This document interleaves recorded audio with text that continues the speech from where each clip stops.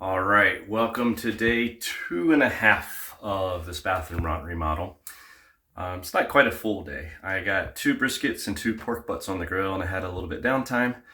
So I'm kind of just preparing for what will be my day 3. So let me show you what I did. All right, so pretty much all of this was just unique to my situation. Like, they had a joist cut down there. I'm not sure why. I don't know if they needed access down there to the crawl space. I don't know what. But I just went ahead and put a splice in there, I guess, so that when I use the self-leveling concrete, it will have a seal over there. All right, so the other thing was this wall was framed 16 inches on center from that side. So down here where the shower was, I wasn't 16 on center. Well, I was, but the last one was larger. So what I decided to do, I had to take out all of the plumbing that was there for the tub, because we're not doing a tub. The mixing valve was really low. So I went ahead, cut the pipes, used push to fit there, and from here on out, everything else will be PEX. There was already this access panel to that bedroom over there. So I decided just to leave that there and to put the valves down here, because there was no shutoff valves. So I decided to put shutoff valves down here. And then my mixing valve will be further up here. And I'm not going to create an access panel to it because I'm not really going to have, I don't think, a potential for a leak. This is a pretty solid unit. It's a little bit different, and you'll see why once we get further along. But that's going to sit kind of right in here. So I went ahead, instead of using the existing joists, I put stud. I put new studs in, so that way when we go to put our board on, will be 16 inches from the corner.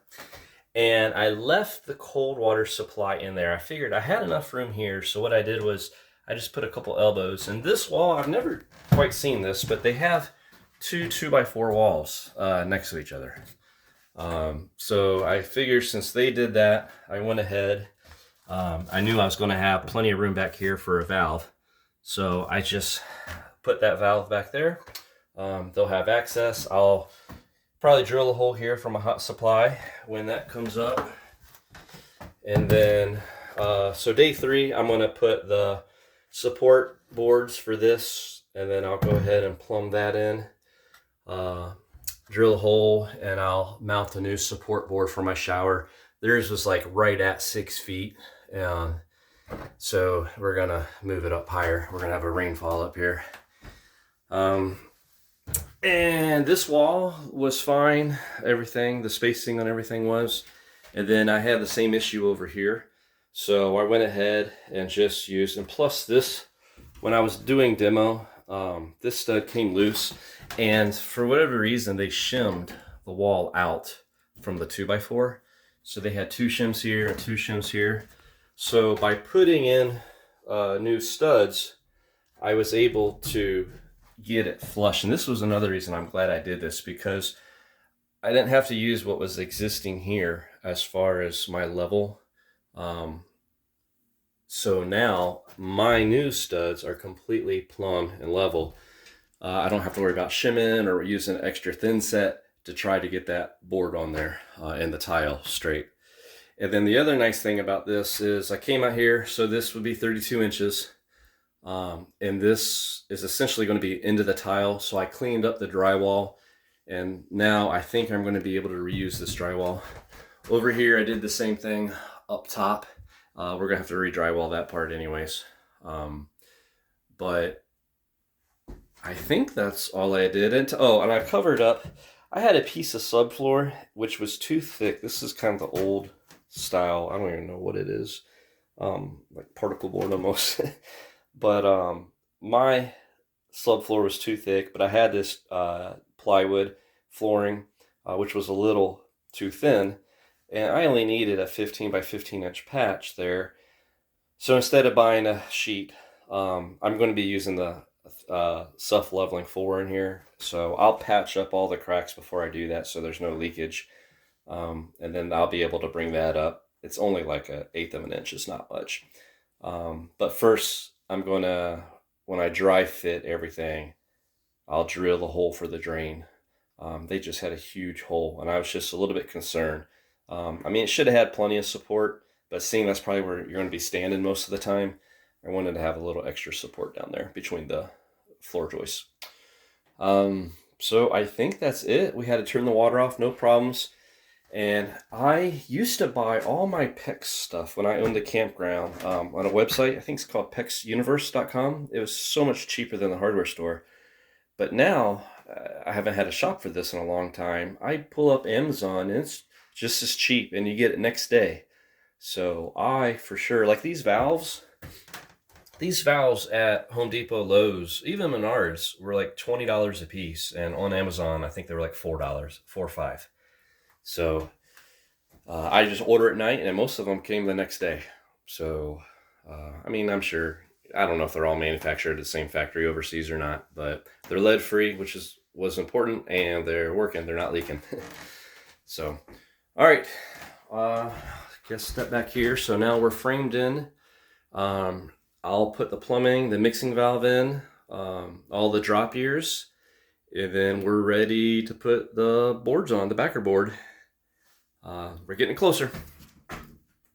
All right, I think I forgot to take a video here after my last couple steps. I had finished all the plumbing, and then I went ahead and turned everything on, made sure there was no leaks, everything looked good. Pulled a little electric line. We're going to add an outlet over here, and then I went ahead and pulled the fan and took out the light, so we have a spot for the new fan that's going in.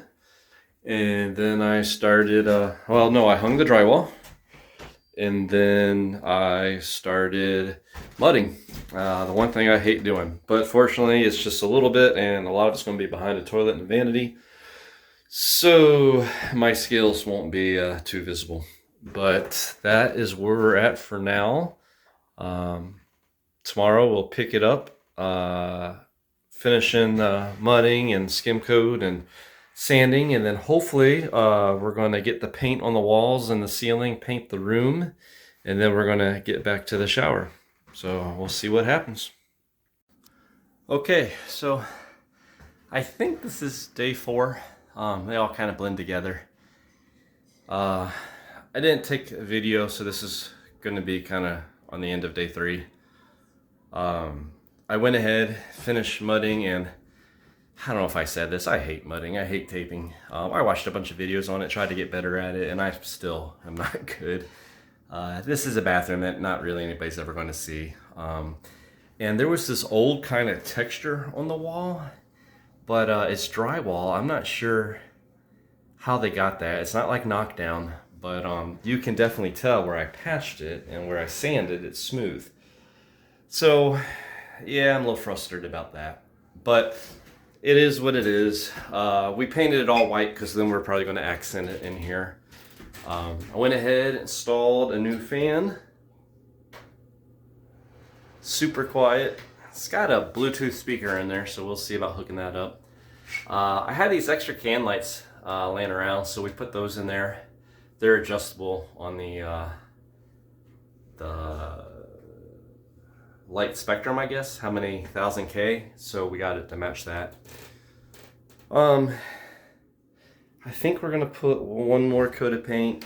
So I did all the electric. I had to change out the vent from the old fan because it was over here, so I had to redo that, and this is 4-inch and it was 3-inch up there.